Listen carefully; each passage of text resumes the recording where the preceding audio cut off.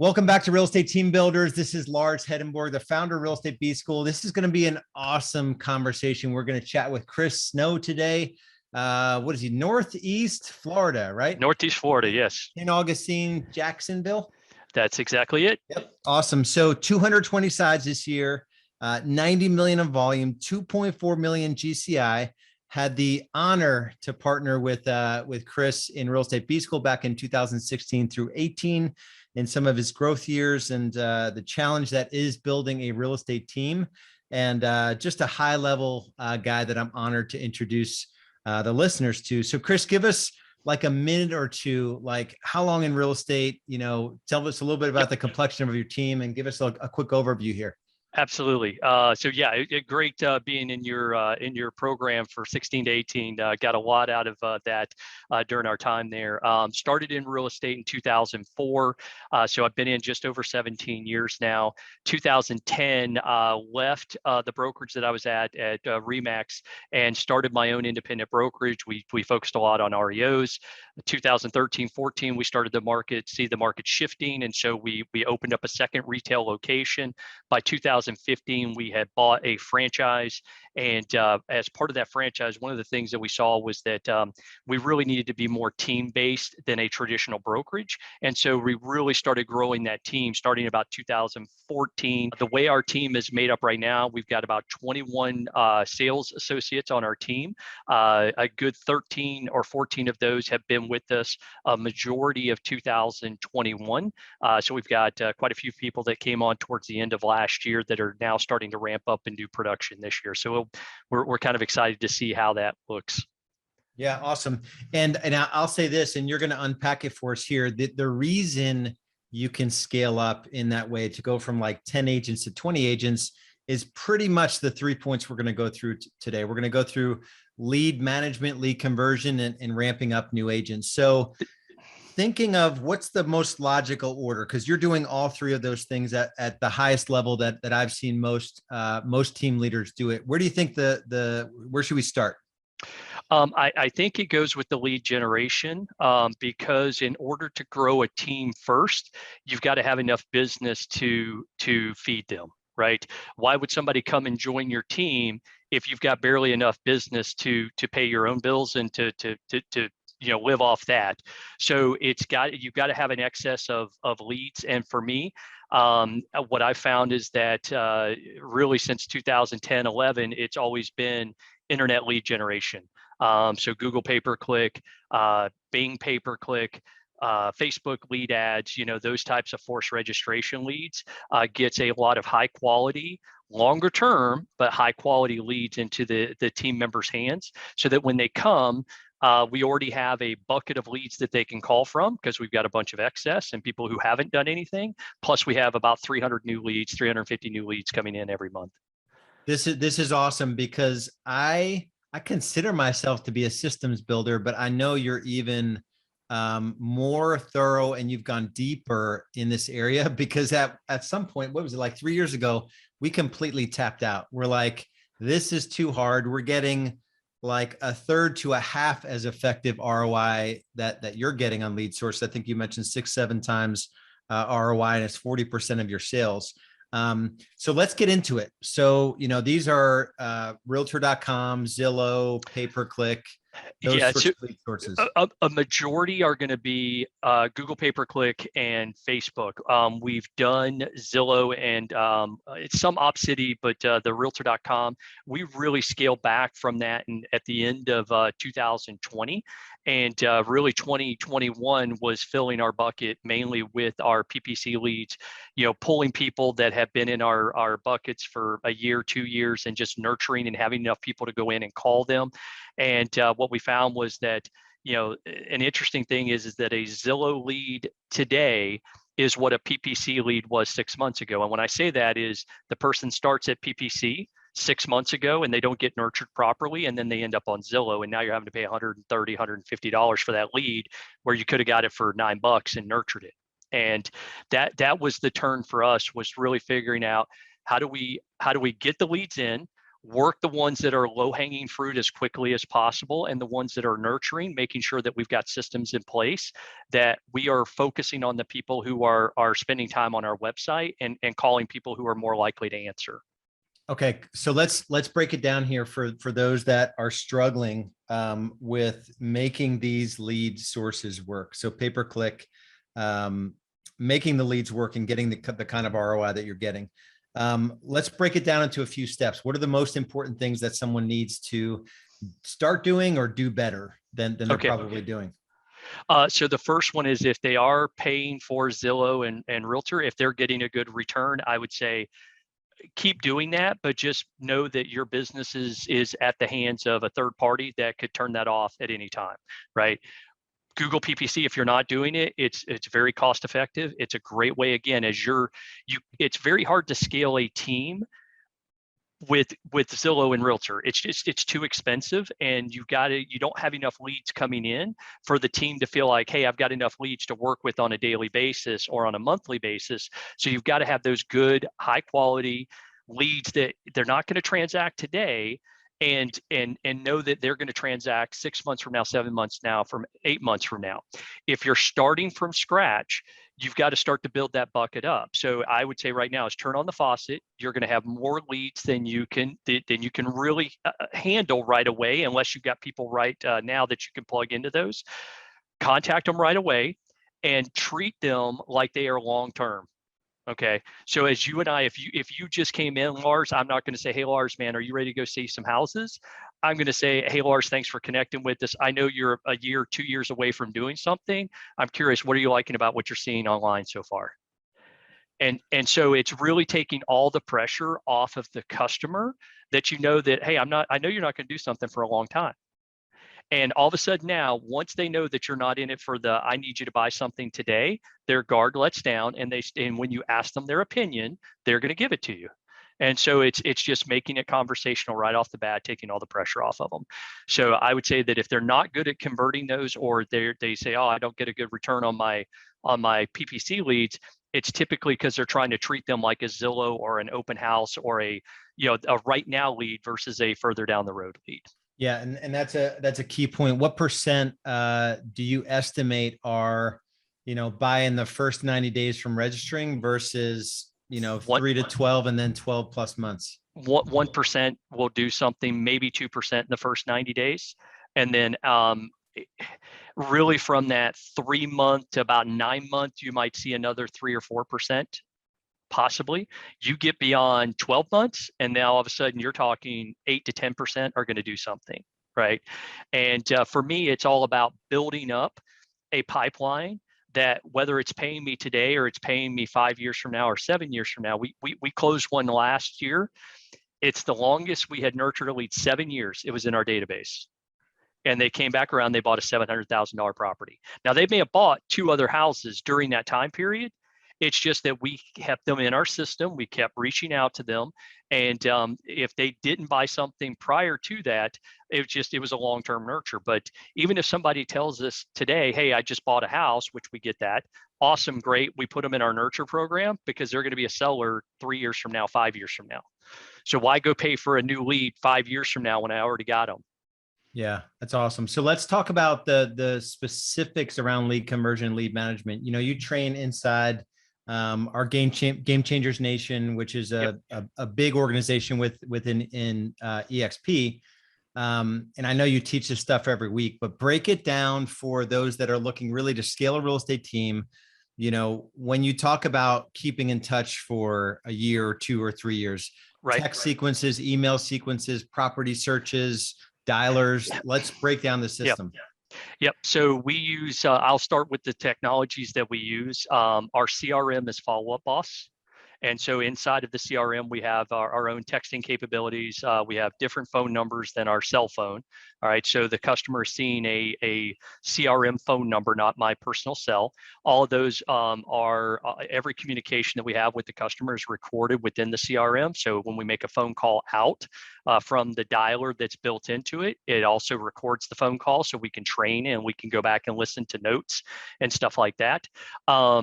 The websites that we use, Follow Up Boss is not a website. So we use two different website providers. One is Ylopo and the other is Sierra.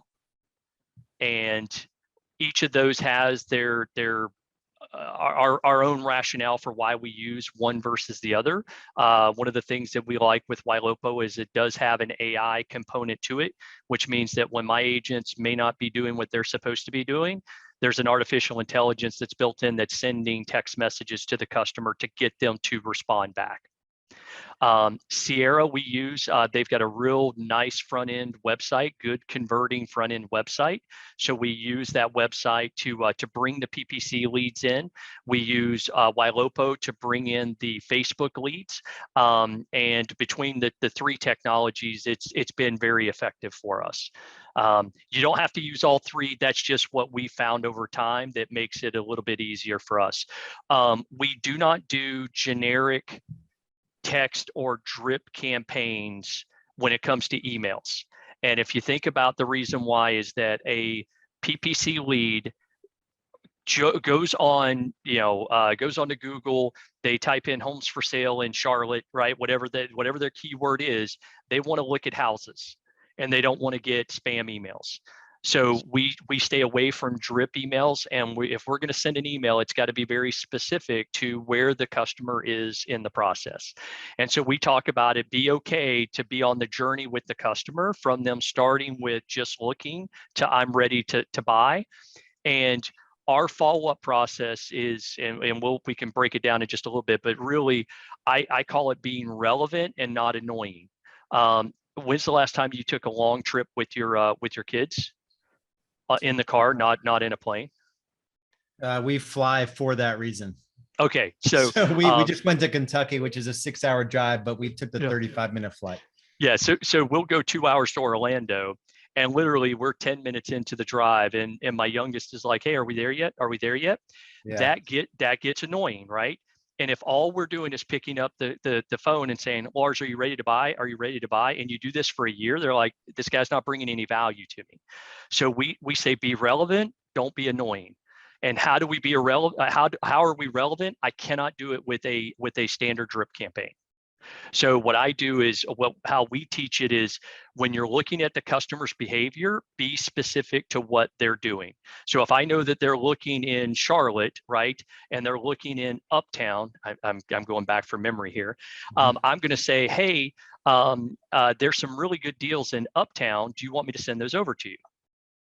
Versus, "Hey, it's spring cleaning time," the same boilerplate emails that you get from everyone that's like, "Look, this guy doesn't know what I mean," and then you're one click away from the customer saying unsubscribe, and now all of a sudden I cannot market to them. So if I'm sending something to them by email, it daggum better be as precise as it possibly can to their particular situation, because once they unsubscribe from me on the email, I'm going to have a hard time getting what I want delivered, which is property alerts. That's why they sign up. They want to look at pretty houses.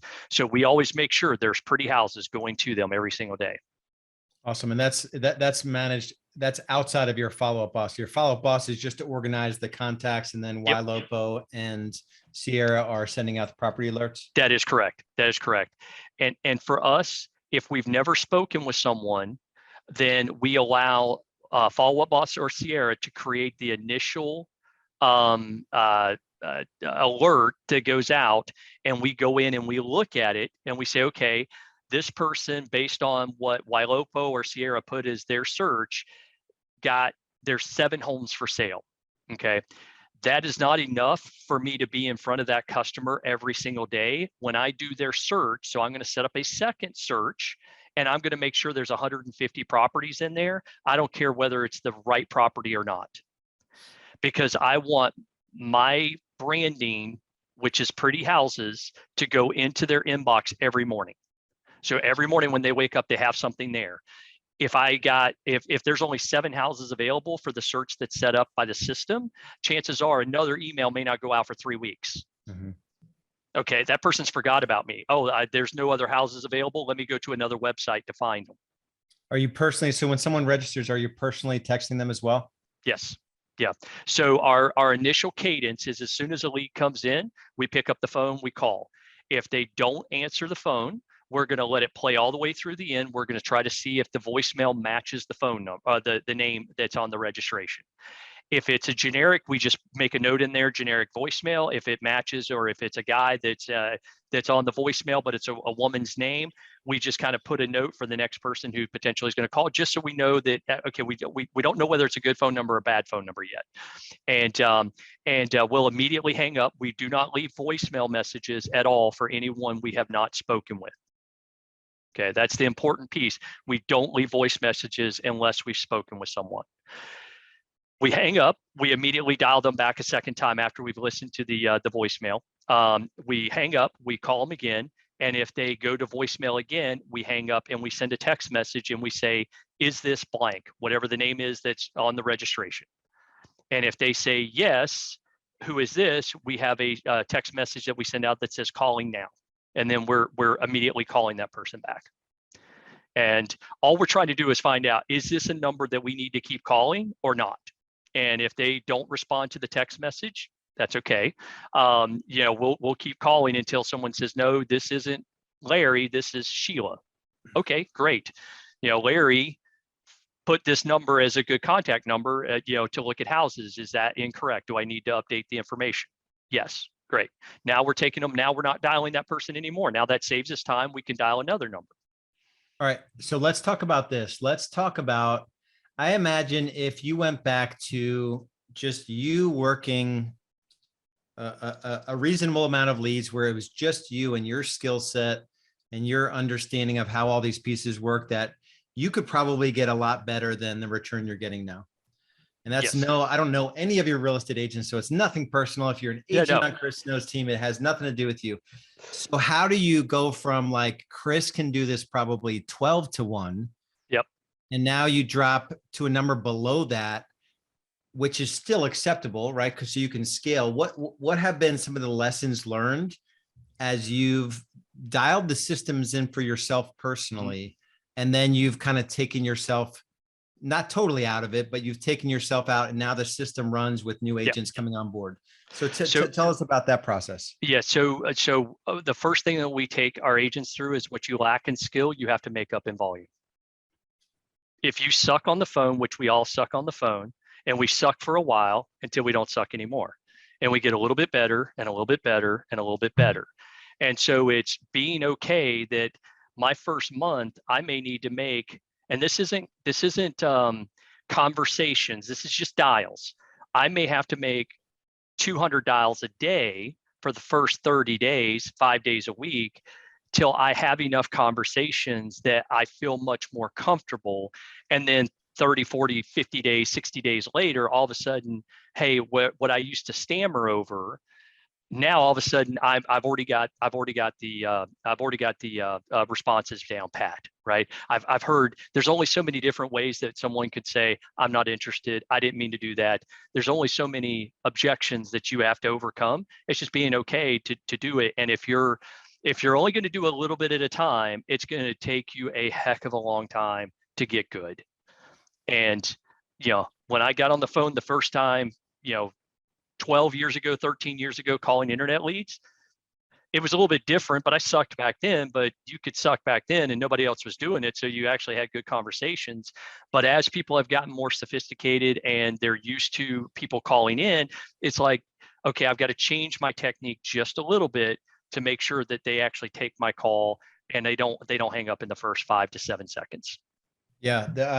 It makes me think of a guy that I had, Gregisson out of Myrtle Beach. He said for his first 3 years in real estate, 60 conversations a day. He said in his first 3 years, he got enough experience on the phone that it would take most people will not get to.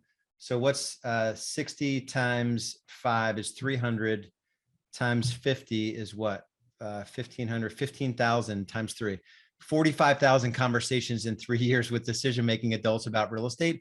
Yep. Most agents will never get that in a 30-year career. So correct, he was just willing to consolidate, time on task. Yep. Massive action. Yeah, which is exactly what you said. Like you have to get to 200 dials is probably what's the answer rate on some of these? 8 to 10%. 10%. Yeah. Yeah. So, Yep. so you're at minimum 20 conversations a day for your first 30 days in real estate, which is probably way more than the average agent gets anyway. But go ahead. And we actually broke it down when we do our team goals. We broke it down to it's 20 conversations a day. No, I'm sorry, 20 conversations a week, 80 conversations a month leads to one closing. Say that again. 20 conversations a day. Oh gosh, I got to go back and look at our number. It basically boils down to it's about 80 conversations in a month will lead to one closing. Okay. Yeah, and so it's 20 whatever the a numbers, week, 5 a day. Yep.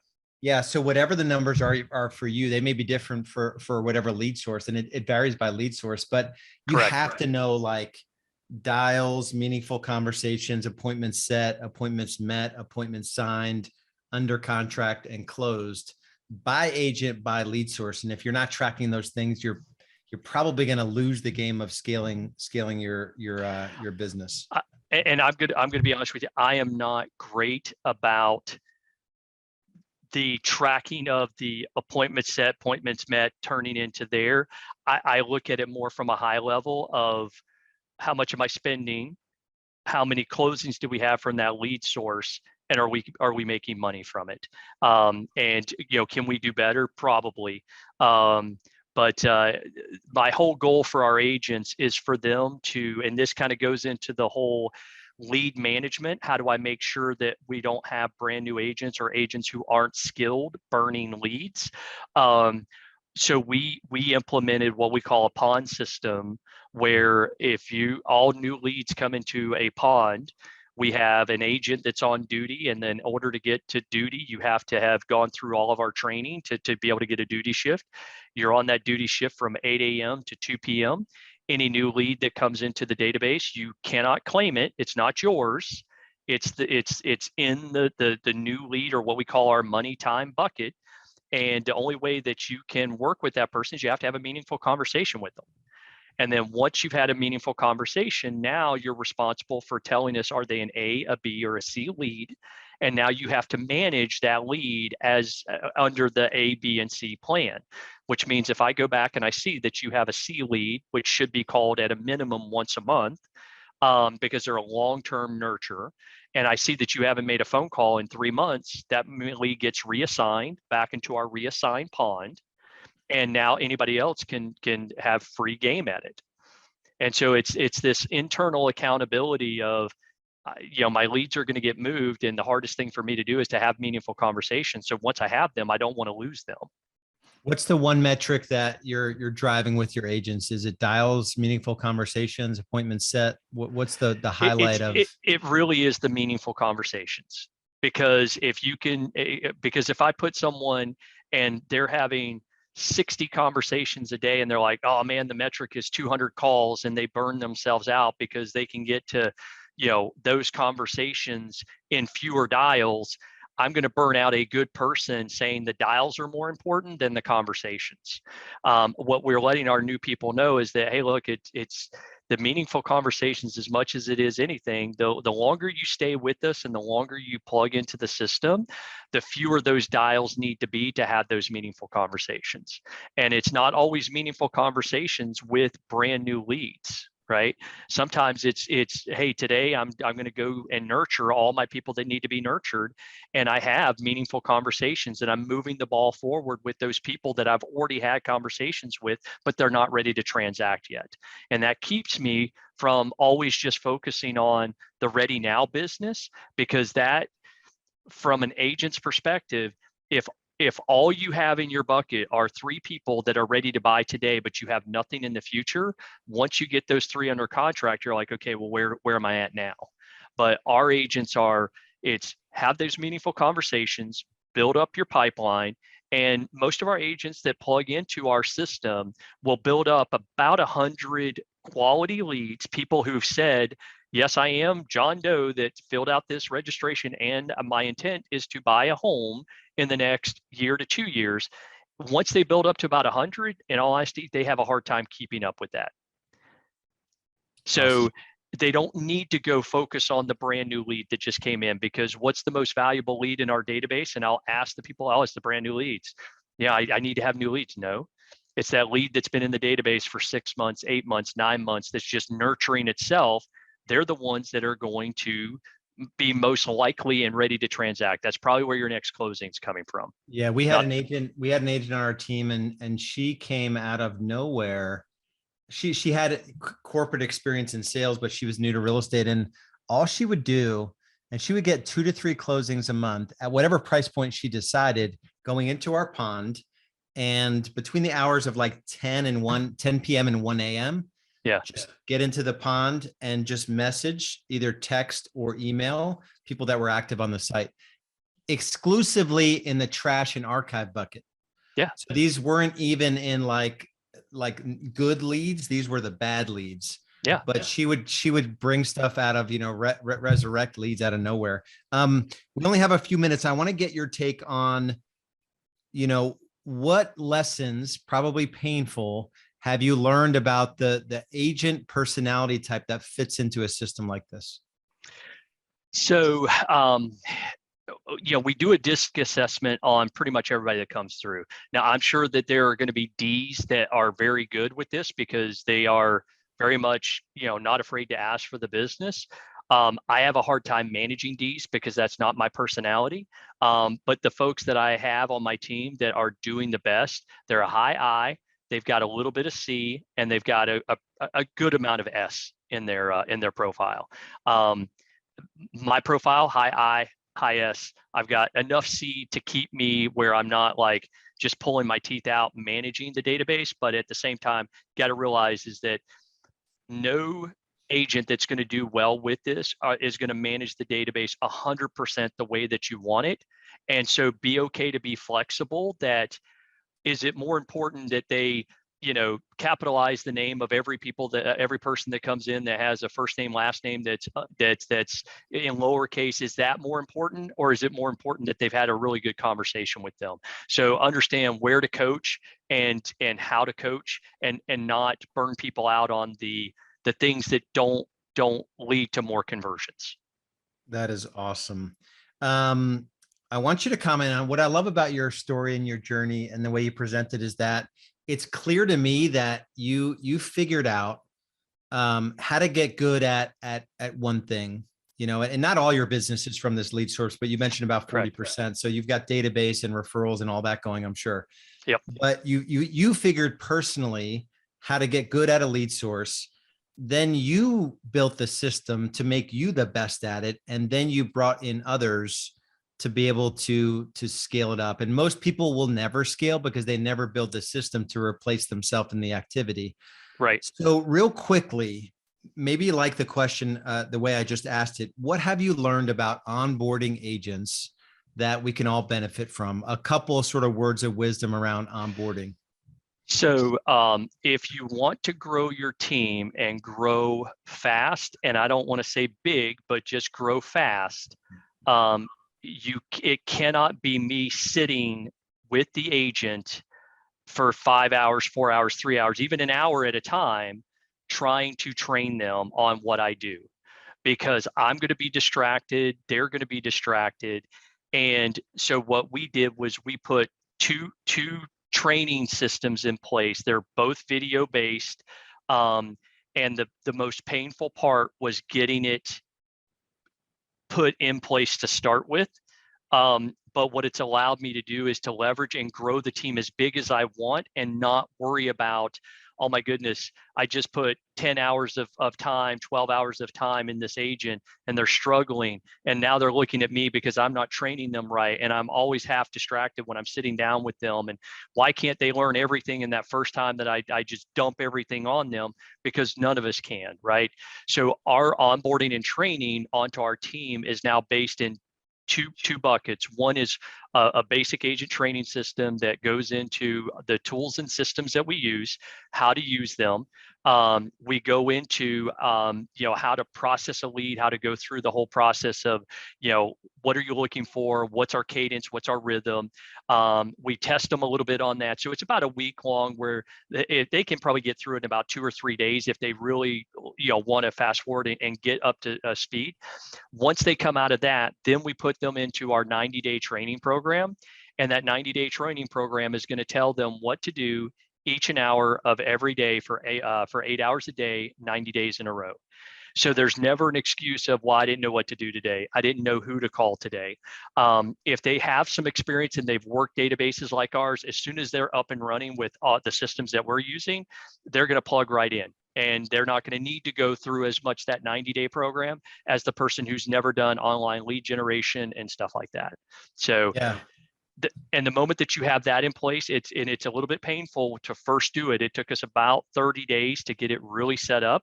But what it's done is it's given me a life back where now I can look at it and go, wow, if I want to bring on 5 agents next month, I can certainly do that. Yeah, and it's really, when you think about the EMyth, the entrepreneurial myth, right? We're Yep.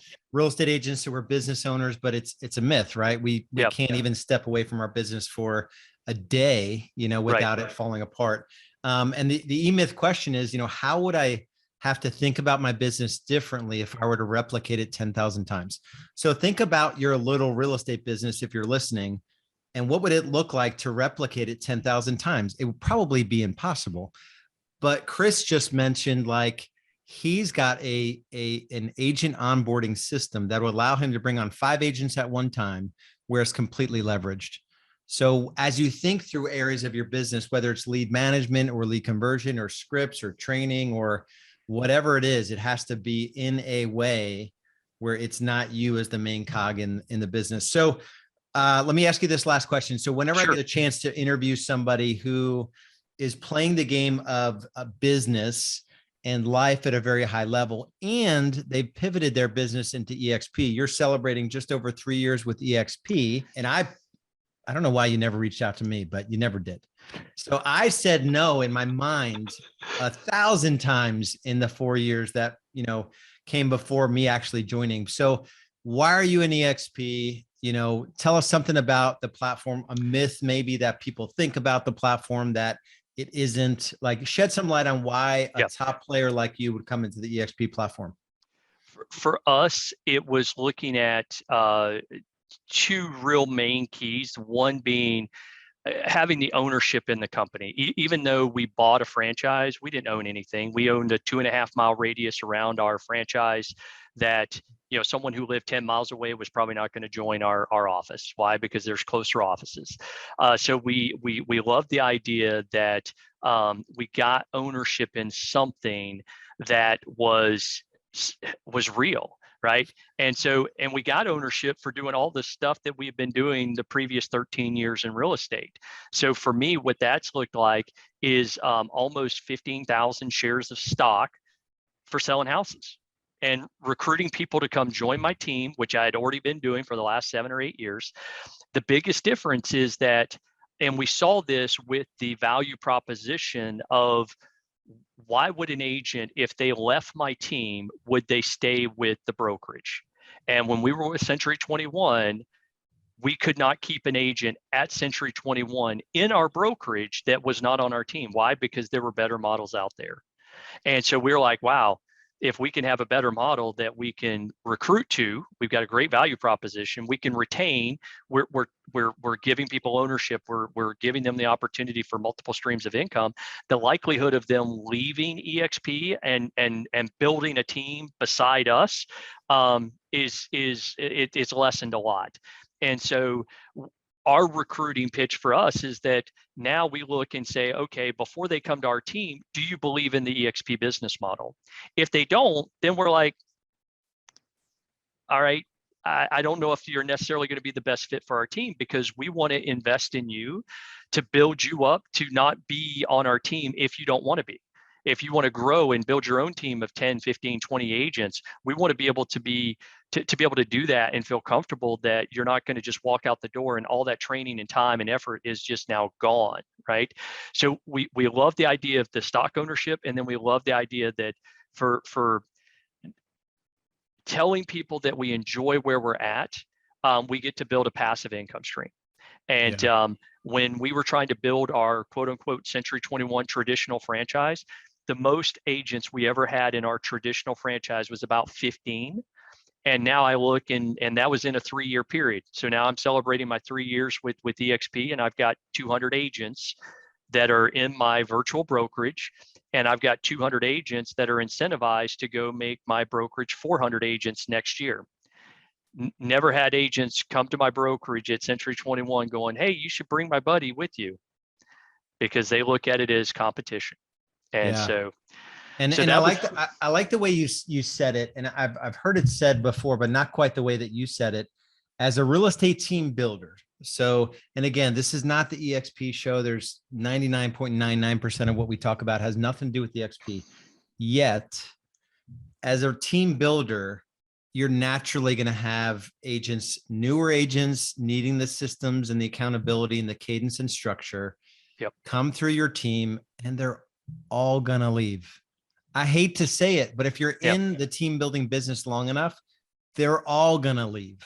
You know, maybe you keep 1 out of 10, but they're all going to leave within a, 2 to 5 year period, essentially. So now you can build up these incredible systems, and you can just build agents up and say, hey, listen, this is going to be a 2-year boot camp, essentially an MBA in real estate. I'm going to teach you how to do this on your own.